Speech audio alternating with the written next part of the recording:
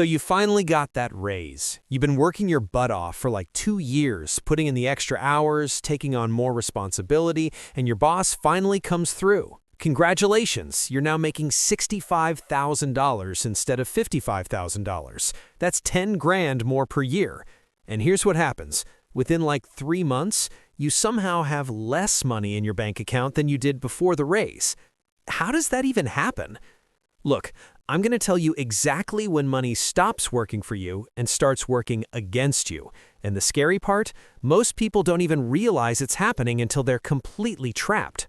My name is Jack, and I spend way too much time thinking about why people who make more money often end up broker than people who make less.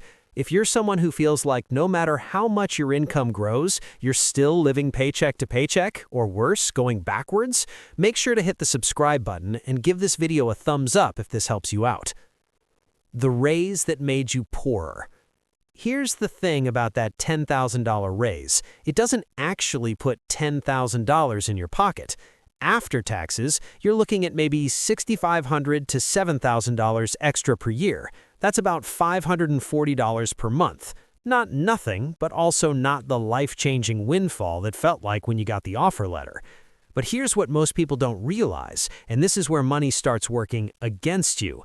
Your brain doesn't think in terms of $540 per month. Your brain thinks, I got a $10,000 raise, I'm crushing it. And so you start making decisions based on that $10,000 number. You upgrade your apartment because, hey, you can afford an extra $400 a month now, right? You finally get that car with the $350 monthly payment instead of driving your paid-off beater. Maybe you start eating out more, picking up the tab for friends, subscribing to a few more streaming services, upgrading your phone plan. Let me do the math for you. $400 for the apartment upgrade, $350 for the car, and let's say $200 in lifestyle creep on everything else. That's $950 in new monthly expenses. But remember, your actual take-home only went up by $540. You are now $410 per month worse off than before you got the raise. That's almost $5,000 per year going backwards. This is the first time money starts working against you, and it happens to millions of people every single year. The lifestyle inflation trap. Now, you might be thinking, Jack, this is dumb. People just need more discipline. And look, you're not wrong, but you're also missing the point. There's a reason this happens to smart people. There's a reason doctors making $300,000 file for bankruptcy. There's a reason 78% of Americans, according to a 2023 survey by Paycheck to Paycheck, live paycheck to paycheck regardless of their income level. This isn't about intelligence, this is about understanding when and how money stops being your tool and starts being your master. Here's what's actually happening. It's called the hedonic treadmill, and it's one of the most powerful psychological forces in personal finance. Basically, humans are really good at adapting to new circumstances. That new apartment, it feels amazing for about 6 weeks, then it just becomes your apartment. That new car, incredible for a month, then it's just how you get to work. But here's the thing, the payment doesn't adapt. The payment is the same every single month. So you get the dopamine hit of the upgrade, it fades away, and you're left with just the bill. And because the happiness faded, what do? You look for the next upgrade, the next hit. This is where it gets really interesting. Money has now stopped working for you and started working against you because you've created a machine that requires constantly increasing inputs just to maintain the same level of satisfaction.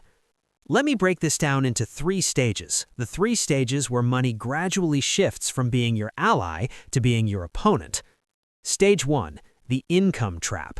This is what we just talked about. You increase your income, you increase your expenses even more. But it's sneaky because you feel richer. You're living in a nicer place, driving a nicer car. The problem is you're actually more fragile. Before the raise, if you lost your job, you could survive on unemployment or a lower-paying job while you figured things out. Now, you're locked into these higher expenses. You've actually decreased your financial flexibility while increasing your standard of living. According to research from the Federal Reserve, the average American's expenses rise by about 90 cents for every dollar of income increase. Think about that. You get $1, you spend 90 cents of it. You're only actually getting ahead by 10 cents on the dollar. Stage 2, the debt acceleration point. Here's where it gets worse. Once you're in the income trap, you start using debt to smooth out the gaps. You got the raise, you upgraded your life, but then your car needs a $1,200 repair, or your dog needs emergency surgery, or your friend's getting married and you need to travel for the wedding. Before, you might have had $2,000 in your savings account as a buffer, but now you spent that imaginary raise money before it even hit your account. So you put the $1,200 repair on a credit card. You tell yourself you'll pay it off next month.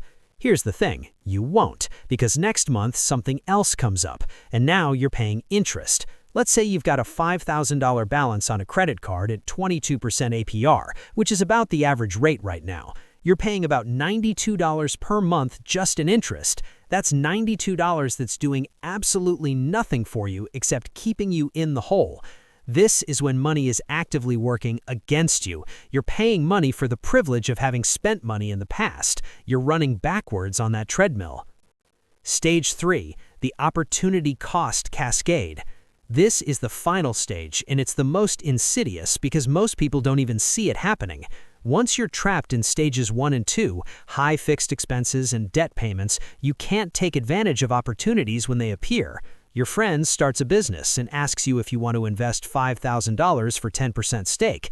You can't because you're making payments. Your company offers to match 401k contributions up to 6% of your salary. You can't because you're covering your car payment. A real estate opportunity comes up, but you don't have the down payment saved because every dollar is already spoken for. Here's a specific example. Let's say you're 30 years old. If you invested $500 per month into an index fund from age 30 to 65 at an average of 10% annual return, which is basically the historical average of the S&P 500, you have about $1.9 million by retirement. But you can't invest that $500 because it's going to your car payment, your upgraded rent, and your credit card minimums. So by the time you're 65, you don't have $1.9 million. You have whatever Social Security provides and maybe a small 401k you finally started at 45. The opportunity cost of lifestyle inflation is literally millions of dollars over a lifetime. The psychology behind it all. Now look, I know what some of you are thinking. Jack, this is depressing. Why are you doing this to me? But here's why I'm telling you this, because once you understand the mechanism, you can fight it. And the mechanism is actually pretty simple. It's rooted in how our brains are wired. Humans evolved in an environment of scarcity. For most of human history, if you found food, you ate it immediately because there was no guarantee you'd find more tomorrow. The concept of delayed gratification is evolutionarily new. Our brains are literally not designed for delayed gratification. On top of that, we live in a culture that profits from your inability to delay gratification. Every company with a product to sell has spent millions of dollars figuring out how to hack your psychology. The entire advertising industry exists to make you feel like you need things you don't actually need. And social media has made it 1,000 times worse. You're not just comparing yourself to your neighbors anymore, you're comparing yourself to everyone, everywhere, all the time. Someone you went to high school with posts pictures from their vacation to Bali. Your college roommate just bought a house. Your coworker shows up in a new luxury car. And your brain interprets all of this as, I'm falling behind. I need to spend more to keep up. This is called the comparison trap, and according to a 2024 study from the Journal of Consumer Psychology, people who spend more than 1 hour per day on social media report 34% higher lifestyle expenses than those who don't. You're literally being programmed to spend money just by scrolling. The exact moment of no return. So when exactly does money start working against you? Here's the simple answer. The moment fixed expenses exceed 50% of your take-home income. Let me explain why this number matters. Personal finance experts, and I'm talking about people who actually study this stuff, not just influencers, generally recommend the 50-30-20 rule. 50% of your take-home for needs, housing, transportation, food, insurance, 30% for wants, everything else you enjoy, and 20% for savings and debt repayment. When your needs creep above 50%, everything breaks down. Because here's what happens. Your wants don't actually decrease. You still spend that 30%. So that extra 10 or 15 or 20% that your needs have grown, that's coming directly out of your savings and debt repayment bucket. Let's use real numbers. Say you take home $4,500 per month after taxes. Ideally, you'd spend $2,250 on needs, $1,350 on wants, and save or pay down debt with $900. But you upgrade your lifestyle. Now your needs are $3,000 per month. You still spend $1,350 on wants because you're human and you like enjoying your life. That leaves $150 for savings and debt repayment. At $150 per month, you're saving $1,800 per year. You're not even keeping up with inflation, which has averaged about 3.4% over the last decade. And if you have any credit debt at 22% interest, you're actively drowning. This is the moment. This is when money has stopped working for you and started working against you. You're trapped. Breaking free. The reversal strategy. Okay, so what do you do about it? Because I'm not just here to tell you you're screwed, I'm here to help you unscrew yourself. Step 1. Calculate your real take-home. Stop thinking in terms of your salary. Right now, I want you to look at your last paycheck, your actual take-home after taxes, insurance, and retirement contributions. Multiply that by however often you get paid. That's your monthly take-home. That's the only number that matters. Write it down. Put it on a sticky note. Make it your phone background, whatever. You need to viscerally understand this number because it's the foundation of everything else. Step 2. Track every dollar for 1 month. I know you don't want to do this. Nobody wants to do this, but you have to. For 30 days, track every single dollar you spend. And I mean everything. The coffee, the parking meter, the subscription you forgot you had, everything. You're not trying to change your behavior yet. You're just gathering data. You need to know where the money is actually going because I promise you it's not where you think it is. Step 3. Identify your fixed expense percentage. Once you've tracked for a month, add up all your fixed expenses: rent or mortgage, car payment, insurance, minimum debt payments, utilities, phone bill. Divide that by your monthly take-home. That's your fixed expense percentage. If it's above 50%, you're in the danger zone. If it's above 60%, you're in crisis mode, and you need to make changes immediately. Step 4. The one-down strategy. Here's where most financial advice fails. People tell you to cut everything and live like a monk. That doesn't work because you're a human being with dopamine receptors. Instead, use the one-down strategy. For every category where you've inflated your lifestyle, move one step down. Not all the way to the bottom, just one step. You upgraded to a $2,000 apartment, move to a $1,600 apartment when your lease is up. You got a car with a $450 payment. When that's paid off, get something with a $300 payment. You're eating out 5 times a week, make it 3 times a week. This is sustainable because you're not going from luxury to deprivation, you're just letting a little air out of the balloon. Step 5. Automate your freedom. Here's the thing about willpower. It runs out. You can't rely on yourself to manually save money at the end of every month because there will never be money left at the end of the month. Expenses expand to fill available cash. It's like a law of physics. So automate it. The day after you get paid, have a transfer set up that moves money into savings or toward debt repayment. Make it automatic. Make it invisible. Pay yourself first before money has a chance to start working against you. Start with whatever you can, even if it's $50, even if it's $25. The amount matters less than the habit. The compound effect. Look, here's what most people don't realize about this whole thing. The difference between money working for you and money working against you compounds over time, and it compounds fast.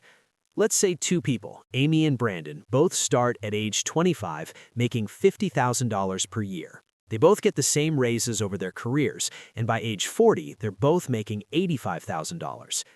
Amy keeps her expenses flat. She lives in the same apartment, drives paid-off cars, and doesn't inflate her lifestyle. She invests the difference.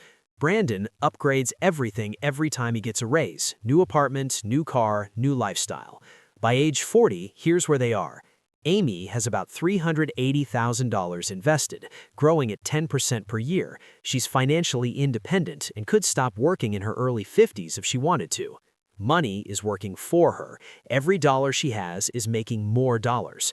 Brandon has $8,000 in savings and $23,000 in debt. He makes more money than he did at 25, but he has less freedom. He can't switch jobs easily because he needs the insurance. He can't take a risk on a business because he's locked into payments. Money is working against him. Every dollar he makes is already spent before he earns it. Same income, completely different lives. The only difference? Understanding when money starts working against you and refusing to let it happen. Final thoughts. Here's what I want you to understand. The first time money starts working against you is the moment you let your expenses grow faster than your income. And for most people, that moment comes right after their first big raise. It's not about being cheap. It's not about never enjoying your money. It's about understanding the difference between spending that increases your freedom and spending that decreases it. That apartment upgrade? If it's in a location that saves you an hour of commuting per day, it might actually increase your freedom. That car payment? If it's a reliable vehicle that gets you to work versus constant repairs, it might make sense. But if you're upgrading just to upgrade, because you got a raise, because your friend has one, because the ad made you feel like you deserved it, then you're letting money start working against you. The good news is that once you see this pattern, you can't unsee it. You'll start noticing it everywhere. You'll see your friends fall into the trap. You'll see the advertisements trying to push you into it, and you'll be able to make different choices. Because here's the truth. Wealth isn't about how much you make. It's about the gap between what you make and what you spend. And the wider that gap, the faster money starts working for you instead of against you. So, here's what I want you to do right now, and I mean literally right now before you click away from this video. Open your banking app, look at your last paycheck, write down your real take-home. Then, write down your fixed monthly expenses. Calculate that percentage. Just know where you stand, because you can't change what you don't measure. And if you're in the danger zone, the absolute best time to fix it was 5 years ago. The second best time is today. If this video helped you see money differently, hit that like button so YouTube shows it to more people who need to hear this. Subscribe if you want more content about the psychology and math of money, and drop a comment telling me which stage you're in. Are you in the income trap, the dent acceleration, or the opportunity cost cascade? Let's talk about it.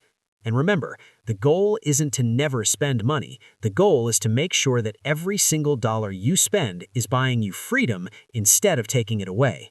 I'll see you in the next one.